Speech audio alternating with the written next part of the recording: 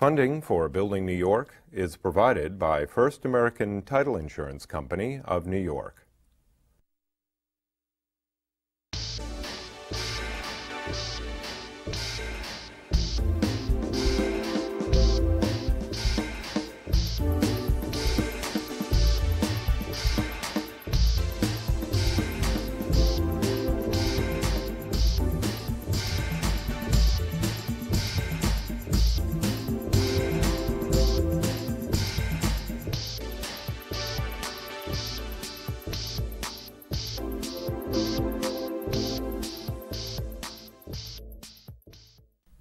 Welcome to Building New York. My name is Michael Stoller. 49 years ago, in Crown Heights, a young developer was born. This developer has created a niche condominium developing company by the name of Alchemy Properties. Today I'm fortunate to have Ken Horn as my guest. Thank you. So you were born on Montgomery Street, probably before the Lubavitch Rebbe was involved. And you moved to the Mill Basin section afterwards. Yes. I mean, I was, my father and my mother lived on Montgomery Street off of Schenectady Avenue. My mother and father are both from Brooklyn. Actually, my mother's parents are from Brooklyn, and my father's parents are from Russia. But we lived on Montgomery Street till I was probably about 8. And then we moved to the Mill Basin section of Brooklyn. And yes. You're a graduate of Madison High School? Madison High School, that's correct. And during high school, you said to me, you were working, Kings Plaza was probably the first mall in Brooklyn, and you had a job at Kings Plaza. You were... I was a cook 2 nights a week when I was a sophomore and a junior in high school. What, were you a culinary cook? No, or a short order cook? I was a short order cook. What I basically made were hamburgers, hot dogs, milkshakes, anything that a soda jerk would make. And I worked. That's how an aspiring developer grows. I guess. I remember I used to go home, my hands used to smell so bad I could never get the stench off. But I did that for 2 years, and I think I was earning, I was probably earning $2.25 an hour, and I was probably very happy earning it. And then you were a tennis instructor, you said. I was. I took up tennis, and my dad taught me how to play. And I played high school tennis, and I eventually played college tennis. But before I went to college, I worked in a program that New York City sponsored called the New York Junior Tennis League, which is a program for children in parks throughout New York City. And I did that for 2 summers. I basically was a roving tennis instructor in Coney Island, Bensonhurst, other parts of Brooklyn. It was a great program, phenomenal program by the Parks Department, which basically brought tennis to children who would never have the opportunity to play. Then how did a Brooklyn boy decide to go to Boston, to Brandeis, for college? Well, when I graduated from high school, I went to Madison High School. I think my class started out with about 2,000 students, maybe more, and I think maybe about 12 or 1,300 graduated. I was in the top 25 students in my class, and I knew my brother had gone to Columbia, was a student at Columbia, and I knew I wanted to go to a school that was much smaller than my high school. And I began to look around at small schools within the geographic area of New York, and I ended up at Brandeis. And during your summers at Brandeis, you used to work with an RV, as you were telling me? Right. Well, after my freshman year again, I taught tennis again. And after my sophomore year, a friend of mine's dad was in the manufacturing business of mini motorhomes. And he gave us a mini motorhome for the summer, and our job was basically to drive it all across the country, really from the middle of the country out west, and bring it to all the different trailer parks, so people could see what this new company was making in terms of an RV. So we did that for about 6 or 7 weeks, and at the end of the summer, we had to deliver, each of us had an RV that we had to deliver to another part of the country. So that was it was a fun experience. We went across the country, and I remember when I was delivering mine, I got lost in Cleveland. So I remember that very clearly. You could have been to the Rock and Roll Hall of Fame. I think, I'm not sure it was there then, but I remember driving around Cleveland saying, where the heck am I? Now, during college, your major was what, history? American history, yes. And then you decided to go to law school. That's correct. Why were you wanting to become an attorney? Well, I wasn't so sure I wanted to be a lawyer, but I wasn't sure I did not want to be a lawyer. So I decided that that was a good logical step because it interested me enough that I wanted to continue my education, and I was not quite ready to go out and start working. And I went to University of California. I So became... how did this boy, who grew up in Brooklyn, who then took his roots to New England, decide to go to the other side of the country? It was a wanderlust to a certain degree. Plus, the economics are a factor as well, because when I applied to law schools are very expensive. And by applying to University of California, one became a state resident. One had to live in the state for only 9 months. So I ended up living there. My first semester, I paid out-of-state tuition, which was still a fraction of what it cost to go to law school elsewhere. Then after that, I only paid $600 a year to go to law school, which was great. Yeah, so during this period of time of short order cook, tennis pro, driver of RVs, it doesn't sound like you really had a decision to be involved with Building of New York. You graduated law school, and how did you decide to go into practice of real estate law? Well, I knew that when I was in college, I was always intrigued by architecture. And by studying American history and American studies, I began to take American art and architecture courses. And I knew then that somehow, some way, I wanted to be involved in the real estate industry. And I guess one of the ways of trying to get involved initially was becoming a real estate attorney. First job? First job, out of law school, I worked at a firm called Goldenbach and Burrell. And I was fortunate enough to have spent the first year rotating through the departments. So the first year I was in litigation, which I knew I didn't want to do. I was in matrimony and corporate, which I knew I did not want to do. And then I was in real estate. And that's what intrigued me the most. So, but ultimately, after working at Goldenbach for about 2 years, then moving on to Robinson Silverman, I made a very simple analogy, which was, the lawyers kind of make the rules, the accountants kind of keep the score, but it's the developers and the players who actually are in the game. But the interesting thing, as opposed to going in to buy a piece of real estate or to develop, you went into the gelato business. That's correct. That's correct. But bear in mind, I had no money. I had no family money. Yeah, but how did you decide to get into the gelato business? Because it was entrepreneurial. And I think, to a large degree, that's always been in me, to be entrepreneurial, to be my own boss. But it's really interesting. You told me the story. Tell my viewers about this gelato business and how it sprung up and what happened with it. Well, when I was in law school, gelato, which is an Italian ice cream, had opened up in San Francisco, where I went to law school. And I could not understand when I came back to New York why it had not opened in New York. So while I was practicing law, I began to correspond to various gelaterias in Italy. And I had hired some people up at Casa Italiana, up in Columbia University, to take my letters in English and translate them into Italian.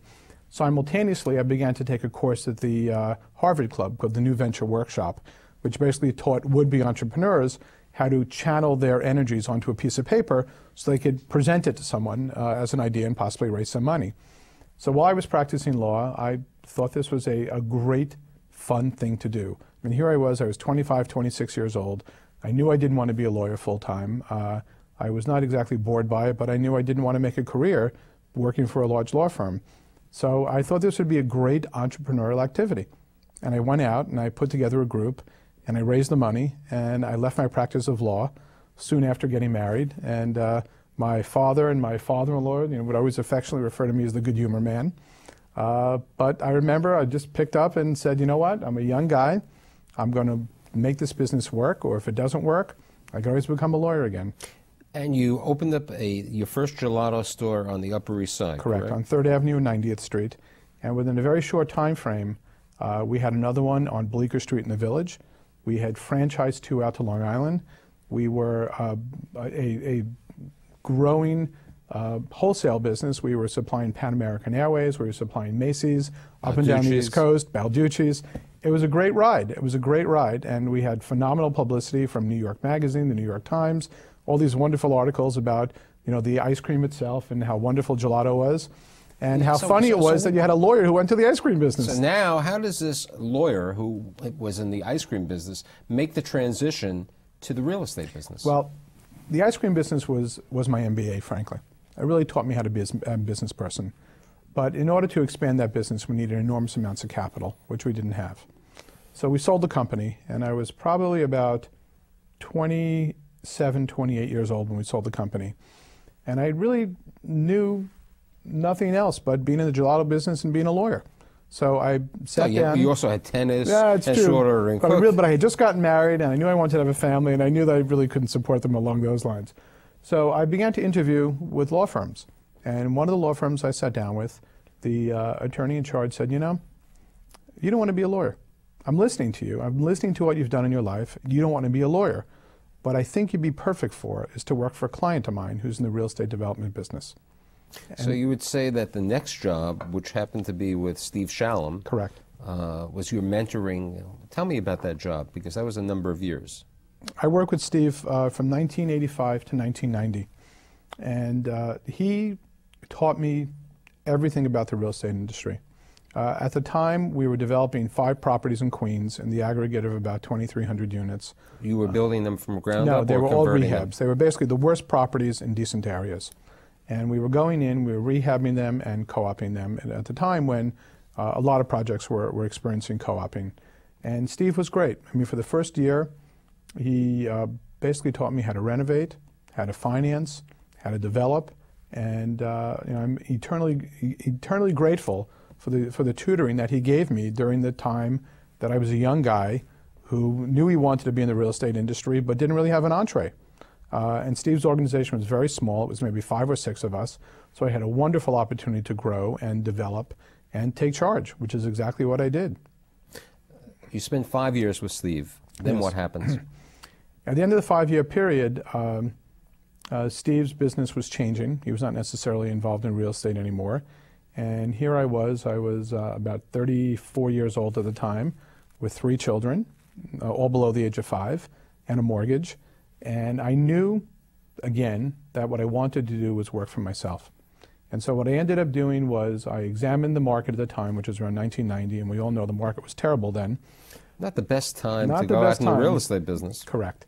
But what I ended up doing was I knew that there was going to be a need for people to work out troubled co-op and condominium loans. Now, when you started the business in 1990, Yes. did you create the name Alchemy Properties at that time? I did.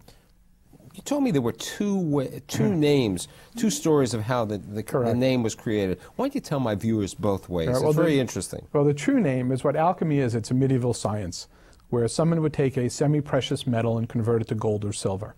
And at the time that we started alchemy, that's really what the real estate world needed.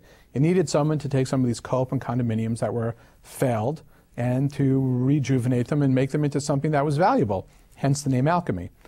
Yet one of the bankers I met when I was soliciting business took offense to the name.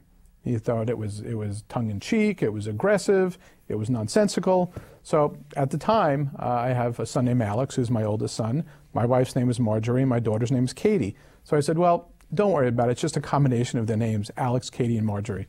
I have another son as well, who was not born at the time. I think that we put the name together. So I could look at it both ways. But truth be told, it has to do with the medieval science. So from 1990 to about 1994, the majority of your business was really dealing with banks' headaches, Yes. loans that they made on properties. What were you doing with them? Well, banks would occasionally, more than likely, they would make loans to converters on unsold units. So a typical scenario would be if a developer was developing a 100-unit building and he sold 50 of them, he would take the remaining inventory, the remaining 50, and pledge them to a bank for a loan. Now, what the banks are hoping for is that the units would either become vacant so that the developer could sell them, or tenants would buy them. Unfortunately, all the prognosis never came true. So there were mass defaults on these loans, and the banks were left with thousands and thousands and thousands of units that they had to take over and ultimately sell in order to realize the value on the loans. So that was the specific business that we entered into. We realized there was a niche to be filled. We realized that the larger firms who were doing workouts did not want to concentrate on individual units in Queens and Brooklyn and Manhattan and Staten Island and the Bronx. That wasn't their business. They were looking to work out a failed office building. They were looking to work out a failed residential rental building. But we knew this market very well because we converted units and we knew the value and we knew the legal aspects and the marketing aspects and the renovation aspects. So we created a business. Now, 1994, you said, was like a changing point for you. Yes. You were involved with one transaction in Tudor City. And what happened? Tell my viewers a little bit about that. Well, it's interesting. What ended up happening was once the cycle began to end, and units began to trade again, and banks began to recover on their assets on these co-op and condominiums, there are many of these units that were available to buy. However, no one quite believed that New York was coming back. There was no financing available. I thought otherwise. But again, I wasn't from a wealthy family and didn't have access to a lot of money. So the first transaction that I did was I had been working with American Savings Bank at one point, who was taken over by the FDIC. And the FDIC took over 72 units at 2 Tudor City Place, which was the modern building in Tudor City area. And I went down, I met with the FDIC, and I made an offer to buy all 72 units. Now, what did you pay for these 72 units? $800,000. Pretty good price. In retrospect, it was an excellent price. And what happened later on? Well, what I had to do, obviously, was I had to raise the money. So I think I probably had about 20 or 30 or maybe even $50,000 of my own money, which I put into the transaction. I had to raise some equity as well, which I did through 2 individuals. Yet no commercial bank would lend money. No real estate firm or no Wall Street firm would invest. None of them believing that the market was going to come back. So I did the next logical thing, which an entrepreneur would do. I borrowed money from a hard money lender. And I borrowed money at probably... For my view as a hard money lender is someone who charges a higher rate than the normal rate. Not only higher rates, but basically charges an enormous amount of points. In this particular case, I think it was 4 or 5 points up front. I think it was about 16% interest. And I think I also had to give up about 20% of the deal. But I did it. And I thought, in most situations, hard money lenders lend to own. And I said, this is not going to happen in my situation because I understood the market. And I understood that of my 72 units, I had 8 vacancies. And I felt very optimistic that I could... And you subsequently sold these 8 vacancies? Sold those 8 vacancies within 4 months. And I retired the loan, and I retired the equity, paid off the equity and the loan probably within 6 months. Now, how do you change from buying these unsold units to becoming a developer of niche housing that you've done? Well, it's 1998? 1997. Well, again, between 94 and 97, we bought a whole bunch of these. From 2 Tudor, we bought some to 61 Lex and on West 50th Street and Sheffield Gardens out in Queens. Again, it was a niche that we were working on. But again, we realized that 97, 98, the market was coming back. But we also felt that it was going to change, that traditional housing was not necessarily going to remain the way it was in the early 90s and the 80s and 70s. So we decided that what we were going to do was start buying warehouse buildings in Manhattan to convert to lofts. Now, we realized that lofts were in existence in Lower Manhattan, Soho, Tribeca, parts of NoHo, but we also felt that the sexiness of the loft could be transformed into a combination of a loft-type housing with fine amenities, nice kitchens, nice bathrooms, etc. So the whole concept of a loft, in our opinion, was about to change. So we got involved in buying warehouses. And you bought a warehouse with in conjunction with the gay men's crisis? The first 2 projects we bought, one of them was 129 West 20th Street, which was the former home of the gay men's health crisis. And we bought another building on West 13th Street, which 36 West 13th, which was between 5th and 6th, which was a former stained glass factory, which someone attempted to convert, failed, and we bought it from them. And subsequently, you purchased the building where the Gramercy Tavern is? That's correct. That's years later. So we've, all in all, in terms of these warehouse-type buildings, these commercial buildings that we converted to residential, we've probably done between 1997 and today, probably about a dozen of them, maybe even 13 or 14 of them.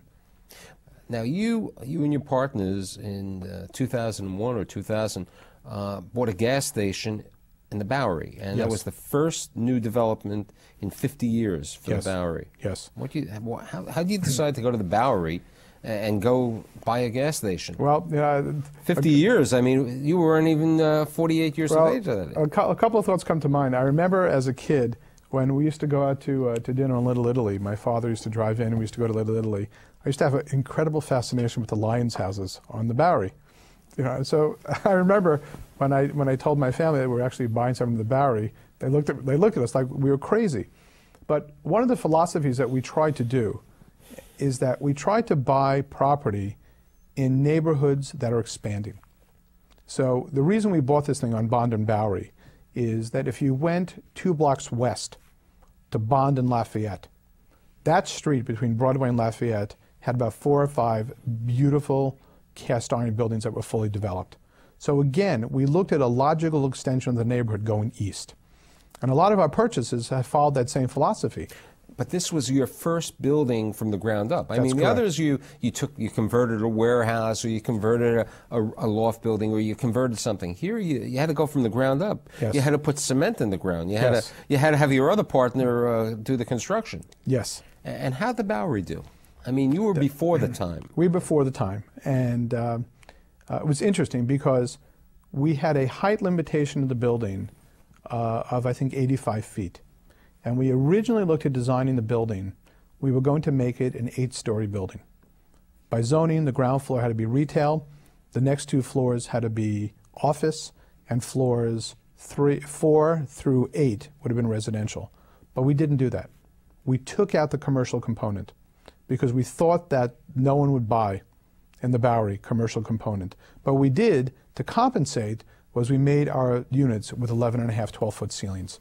So again, the whole philosophy was to build something that was sexy, that was innovative, that had unbelievable finishes, and we were hoping to attract a buyer down there who didn't necessarily want to be in the heart of Soho anymore because it was becoming too commercial, who didn't necessarily want to be in the Village because it was too crowded, who was able to afford $1 million plus units, but wanted to be on a somewhat of an edgy area. Now what happened on Worth Street before 9/11?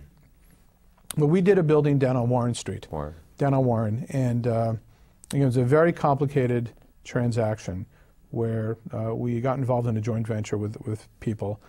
There were 4 warehouse buildings that were vacant with an operational Dwayne Reed, a Rite Aid drugstore underneath us, and we were adding 5 stories to the building. And 9/11 comes. 9/11, and while we were building, 9/11 came, and we were about 3 or 4 blocks away. And I mean, thank goodness, I mean, everyone got out of the building. I mean, I think 9/11 was on a Tuesday, if I remember correctly. Yes. And every Tuesday morning at 9 o'clock, we had a meeting in that building. And every Tuesday morning at 5 minutes of 9 o'clock, I would be taking a cab right up the West Side Highway, going right by the World Trade Center, right down Warren Street to our building. That was the first Tuesday, and I don't know how long, that we canceled the meeting. It just was purely fortuitous that we were not down there at the particular time. But the FBI and the police came in very quickly, cleared our building out, and we were shut down for about 6 to 8 months. We were unable to do anything. We had in excess of $1 million worth of damage in terms of mold, debris, dust, etc. And I was down there the next 2 days, and obviously it was devastating for the city, devastating for everybody. But you know, from a business point of view, I thought that our investment was gone. I thought that was the end of my career because we had no institutional partner. It was just us. We were out there. We put all the money in. We were on the loan. And if someone had said to me, "I'll give you half your money back at that particular time," I would have taken it in a heartbeat. But New York City recovered, Yes. and that property recovered. Yes. Then recently you've gone into the borough of where both of us were born and grew up. You went to Brooklyn. Yes. What are you doing in Brooklyn today? Well, we are doing a ground-up construction where we're actually topping off in about 2 or 3 days on State Street in Brooklyn, State between Bowery and Court. And we're building 47 condominium units. I mean, again, what we're doing, we're taking the same philosophy we have in Manhattan. Brooklyn Heights is on the other side of Court Street. We're on the opposite side of Brooklyn Heights, just a little bit out of the neighborhood, but we're offering better product with 9.5, 10-foot ceilings, poke-and-pull cabinets, sub-zero refrigerators. And you and I have had this discussion on these Viking ovens and everything. right. Nobody uses them anyway. But right. Well, the story we like to tell is that we did one building in Soho, but we came back a year later, and we were just looking through the apartment, and one of the buyers kept his shirts in the oven. Yeah. I mean, that was it. That's where he stored his shirts. And then this year, you acquired the magnificent Sutton Hotel. Yes, yes. And it's a little bit different type of property, but most of the projects we've done, or basically all the projects we've done, have been below 34th Street, with the exception of the Williams-Sonoma site, which we did on 59th and Park. But this has always been run as an extended stay facility. And we just thought, they were all 1 and 2 bedrooms, a handful of studios. We just thought this was an amazing property, an indoor pool, some penthouses have outdoor space, a health club, locker rooms. Just, it looks like it's a perfectly preserved 1930s building. And we jumped at it. We just started to market them, I guess, about 2 or 3 months ago. And thank goodness we're doing great. I mean, a little bit different clientele than what we're used to downtown. So this tennis player, short order cook, how many units do you have in development right now? Well, currently we're doing the Sutton, which is 76 units, Brooklyn, which is about 47. We're doing a building on 15th Street, on 21st Street. That's about another 100. And we're finishing up our building on 121 West 19th Street. So all told, we're probably doing 250, 300 units. Do you think you'll ever venture out of the metro area? You know, we know what we know. And we've looked in Westchester. We'd love to buy something in some of the river towns to convert because we think that's a logical market. We've actually looked in Portchester, which we think is interesting. But the one thing we know is that in other areas, there are people who probably know more than we do. So we like to stick to what we know. Now, you have 3 children. Do you think, would you like to see your children become builders of New York like yourself? Well, I think I'd like to see my children become happy, healthy adults. And there's never been any pressure on any of them to enter the business. I have a son who's a sophomore in college now, and when he came home from vacation last time, he asked to come to work with me, and I never pressed him one way or another. He's a smart kid, an aggressive kid. He always thought my business was all numbers, and his math is not his strength, but now I think he realizes that there are other aspects of my business. That being said, I would bet that he would probably not go into the business. My daughter, she may. My other son, he may as well. But the most important thing is they do things that make them happy. So, you know, Ken, I think it's always great to see a Brooklyn boy make good. It's also really great that you and your partners have really helped people get affordable, I mean, what's affordable, but niche housing in unique sections of New York City, and I really am happy that you've been here as a guest today on Building New York. Thank you. Thank you so much.